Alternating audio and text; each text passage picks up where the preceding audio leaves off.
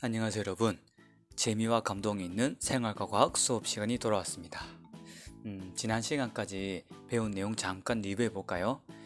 식품에 들어있는 영양소에 대해 배웠습니다. 탄수화물, 단백질, 지방을 보고 우리는 3대 영양소라 부르고 바이타민, 무기염류 등은 부영양소라고 했었죠.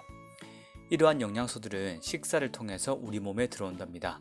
그렇기 때문에 균형 있는 식단을 통해서 영양소를 섭취해야 한다는 것을 배웠습니다.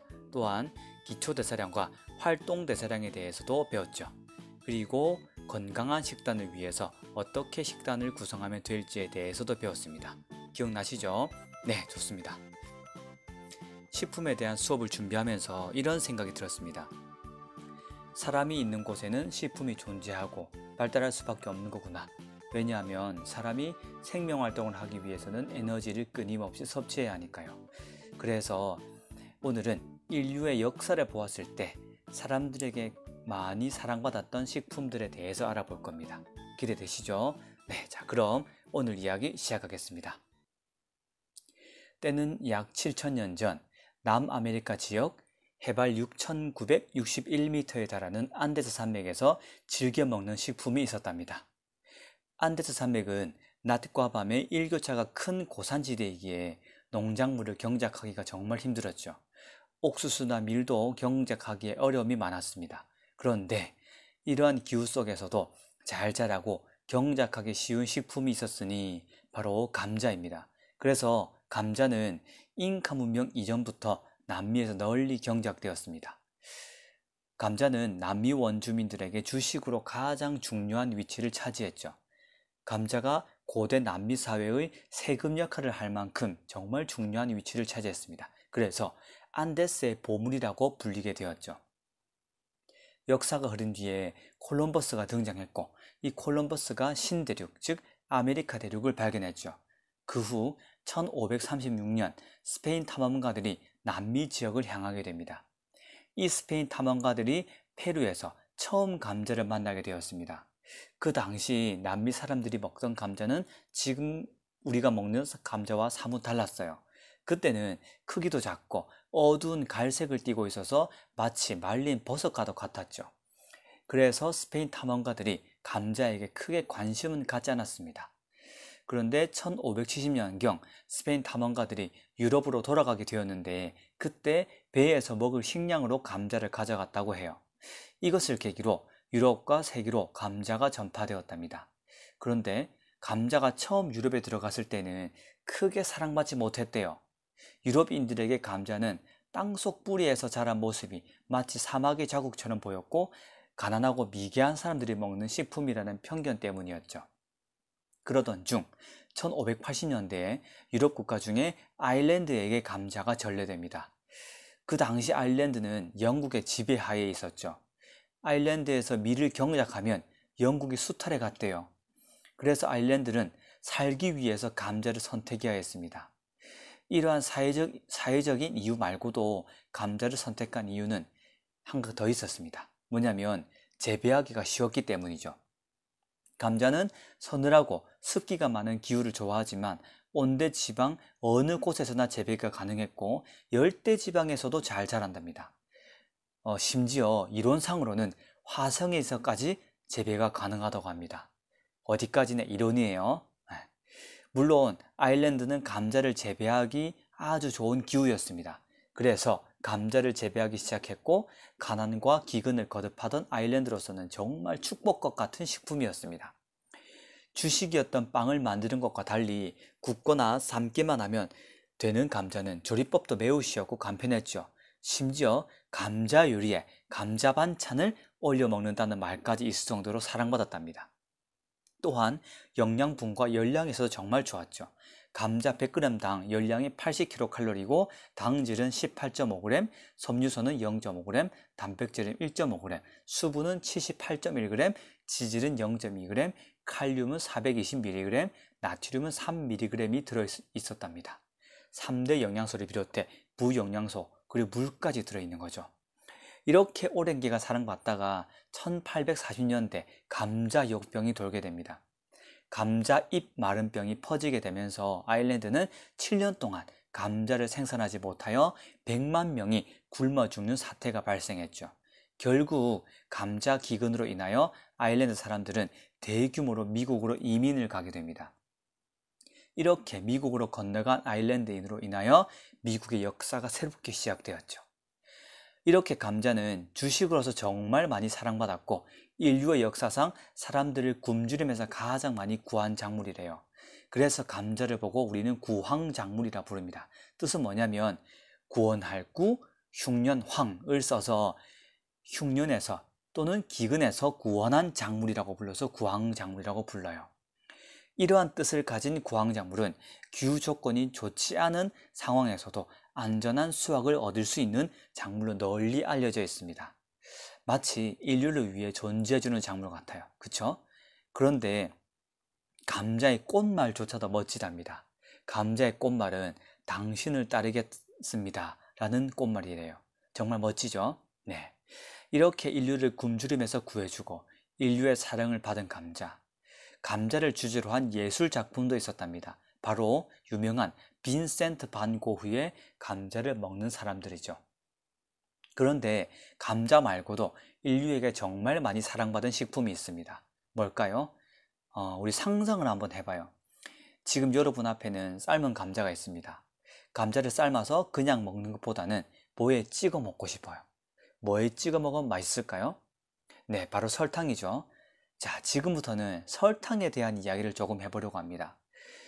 과거부터 지금 현재까지 끊임없이 사랑받는 설탕 이야기, 지금 시작하겠습니다. 최초의 설탕은 인도에서부터 나왔습니다. 기원전 4세기경 이미 인도에서는 설탕을 제조하고 있었죠. 기원전 327년 알렉산더가 인도를 침략했을 때 알렉산더 군대의 사령관인 네아르쿠스는 벌의 도움 없이도, 꿀벌이죠. 꿀벌의 도움 없이도 갈대의 줄기에서 꿀을 만들 수 있었다는 사실이 정말 놀랐다고 합니다. 그 갈대는 다름 아닌 사탕수수였죠. 그래서 그는 사탕수수를 가리켜서 꿀벌 없이 꿀을 만드는 갈대라고 불렀답니다. 그 당시 인도에서는 사탕수수즙을 끓이고 햇볕에 말려서 덩어리를 만들었는데 이것이 정제되지 않은 설탕이었다고 전해집니다. 이후 설탕이 유럽에 소개되게 됩니다. 그런데 유럽에 처음 소개된 당시 설탕은 너무 비쌌기 때문에 왕이나 거부의 귀족이 아니면 맛조차 보일 수 없었다고 말해요. 설탕을 맛본 사람들은 설탕을 직접 생산하기 위해서 사탕수수를 직접 구해서 심었답니다. 그런데 추운 기후 때문에 제대로 재배가 되지 않았대요. 그래서 설탕은 거금을 벌 수 있는 교역 상품 중 하나였죠. 정말이지 설탕은 유럽에서 후추만큼이나 아주 귀하고 인기가 있었답니다. 심지어는 설탕 1.5kg으로 송아지 한 마리를 살 수 있을 정도였으니까요. 그래서 유럽은 인도의 설탕 독점으로부터 너무나 극복하고 싶었답니다. 이때 영웅이 등장하죠. 지난번 후추 이야기를 하면서도 말했지만 바로 콜럼버스였습니다. 콜럼버스가 스페인의 이사벨라 여왕으로부터 지원을 받아서 후추를 구하기 위해 인도로 1차 항해를 떠났죠. 그런데 도착한 곳은 인도가 아닌 아메리카 대륙이었습니다. 구체적으로는 아메리카 대륙의 살산바도르라는 섬이었죠. 그런데 콜럼버스는 그 도착한 아메리카 신대륙이 아메리카 대륙이 아닌 인도의 서쪽 지역이라고 착각했습니다. 그래서 서인도 제도라고 부르게 되었는데 지금까지도 그렇게 부르고 있는 것이죠. 이후 콜럼버스는 2차 항해를 떠나면서 사탕수수를 들고 가게 됩니다. 그 사탕수수를 서인도 제도에 가서 심게 되죠. 그런데 웬일 대박이 났습니다. 서인도 제도의 기후 덕분에 사탕수수가 매우 잘 자란 것이죠. 우기에 더운 여름 날씨는 사탕수수의 생장에 유리했고 온화한 겨울은 설탕의 정제에 정말 적합했죠. 그런데 사탕수수를 재배하고 수확하기 위해서는 많은 인력이 필요했습니다. 그래서 유럽인들은 아프리카에서 흑인 노예들을 들여오게 됩니다. 설탕 플랜테이션 농장의 노예들은 매우 가혹한 노동에 시달렸죠. 이런 설탕의 경작의 결과 16세기 이후 쿠바를 비롯한 카리브 해역의 섬들은 유럽 시장을 겨냥한 거대한 설탕의 생산지였답니다. 이렇게 설탕이 대량 재배되면서 유럽인들의 식생활에 큰 변화를 가져왔답니다. 사탕수수가 원료인 설탕은 감자의 4배, 밀의 10배나 되는 열량을 내는 고칼로리 식품으로 알려지면서 유럽 사람들의 필수품으로 떠올랐대요. 이는 유럽의 17세기 이후 커피나 홍차 같은 음료의 문화 발전에도 큰 기여를 하게 되었죠. 이렇게 설탕이 대중화되었고 빠른 시간에 에너지를 공급하는 식품으로 산업사회에서 중요한 역할을 하게 되었습니다. 설탕을 넣은 차는 더 이상의 부자들의 사치품이 아니라 가난한 사람들에게 있어서 최소한의 양식이자 열량 공급원이었죠. 역사에 만약은 없지만 만약에 설탕의 수요가 없었다면 어떻게 되었을까요? 아마 오늘날의 세계의 모습과 좀 달랐을 것 같아요. 수백만 명의 아프리카 흑인들을 아메리카로 대륙으로 끌고 온 노예무역을 가속한 장본인이 설탕이기도 했고 18세기 초까지 유럽의 경제성장에 박차를 가하도록 만든 것도 설탕 무역에서 나온 이윤이기 때문이기도 했죠. 이뿐만 아니라 여러 가지 다른 변화들도 가져왔을 것 같아요. 여러분들도 여러분들만의 생각을 정리해보면 좋을 것 같습니다. 자, 그래서 오늘 배운 내용을 간단하게 정리해 보겠습니다. 감자는 구황작물로서 기후가 좋지 않은 상황에서도 안전한 수확을 얻을 수 있는 작물이었어요. 감자는 3대 영양소와 부영양소를 골고루 잘 갖춰서 주식으로서 정말 좋은 식품이고 감자는 재배가 정말 쉽다는 장점이 있었습니다. 감자의 원산지는 안데스 산맥이고 이후 유럽 전역으로 퍼져나갔고 1580년대 아일랜드에 전래되어 주식으로 자리 잡았죠. 이후 감자 역병 때문에 미국으로 대규모 이민을 가게 되었습니다. 또한 설탕에 대해서 배웠어요.